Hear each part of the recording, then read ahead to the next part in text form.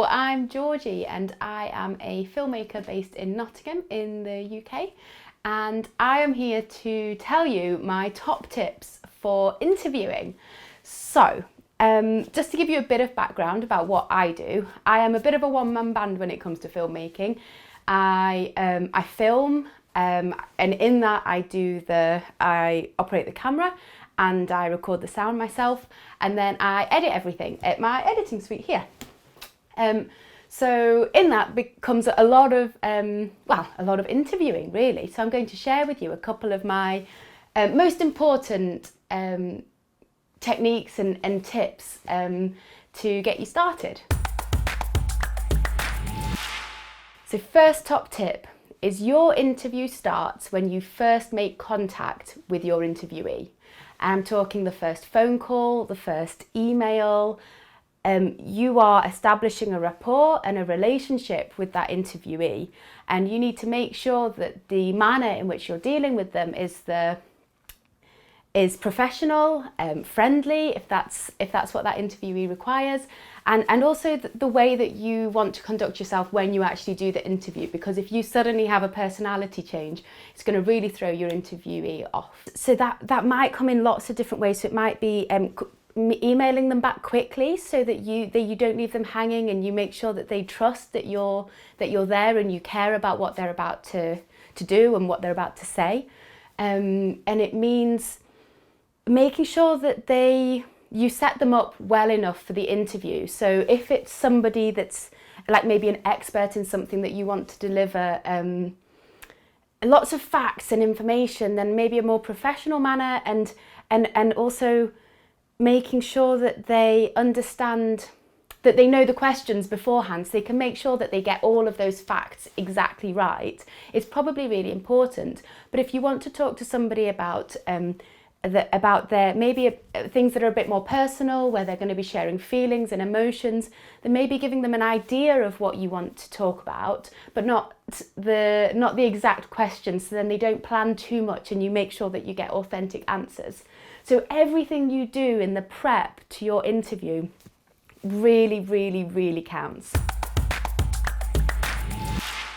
When you start your interview, it's really important that you use open-ended questions and well-worded questions too. So open-ended questions are, for example, how did you feel about that, instead of did you feel sad?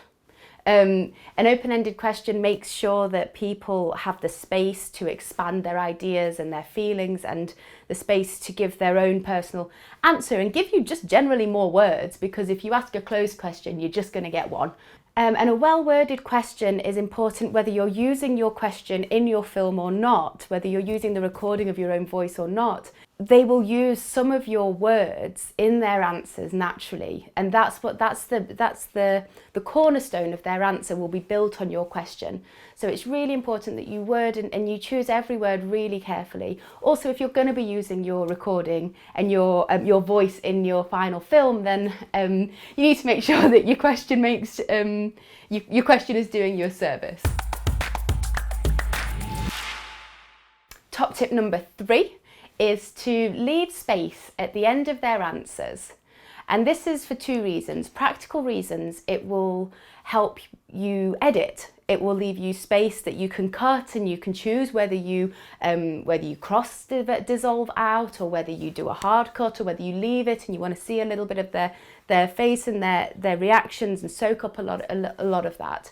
And it also allows for your interviewee to regroup, think about what they said, and often they might add some really useful information at the end of that. Sometimes that will be rounding up what they say into one really wonderful soundbite, and sometimes it will be like a really wonderful addition that just leads on to a whole new line of questioning. So it's really important that you leave that space at the end. And what I mean by space is just silence. And that might, sometimes I find it a little bit uncomfortable and a little bit awkward to literally just smile and nod at the end of what they say, but you really do need about 3 to 4 seconds of just silence. top tip number 4 is to always let an interviewee talk and don't talk over them, and very rarely interrupt them.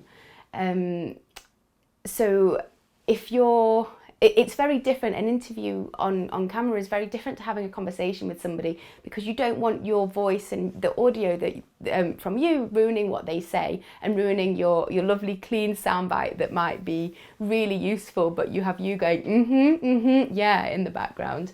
So you really need to work on just smiling and nodding behind the camera, or whether if you're doing this online, like just really just smiling and nodding and making sure you look like you're really paying attention.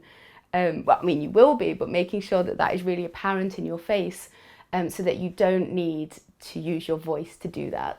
The other thing that can be tempting is if you know that somebody is going off on a bit of a tangent, or they've taken your question wrong and they're answering it in a wrong way. This is something that I tend to do, and not something that is maybe a widely used thing, but I don't like cutting my interviews off, because what I find is that it makes the interviewee first of all feel like they've done something wrong, and it makes them a little bit uncomfortable, and then it makes them very aware of what they're saying, and sometimes you lose that feeling of comfort that you get when you're really getting into it with an interviewee. If I think that somebody is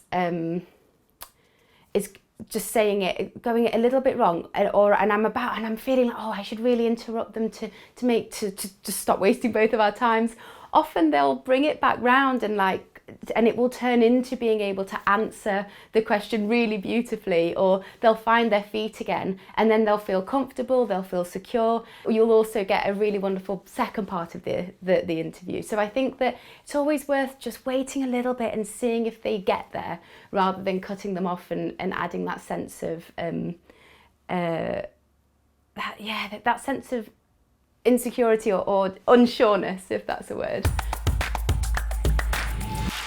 And then top tip number 5 is to follow up. An interviewee would have often given you a lot of their time, which is quite valuable. Most of the time that's for free. And I think it's always really nice to make sure that they were appreciated, that you drop them an email or a text or however you've been corresponding afterwards, and just say thank you so much for your time, and always let them know when something is going to go out as well, if they're a big part of your film. And I think, or if they're a little part, and I think that what this does also is it allows you to pick up with them next time, and they feel supported. So this might not be the only film that you want to make with them, and you might not know it now, but 5 years down the line you might be like, oh, remember that person would be great to interview now. And you're much likely to be able to use that contact later down the line if you've really looked after them after the interview itself.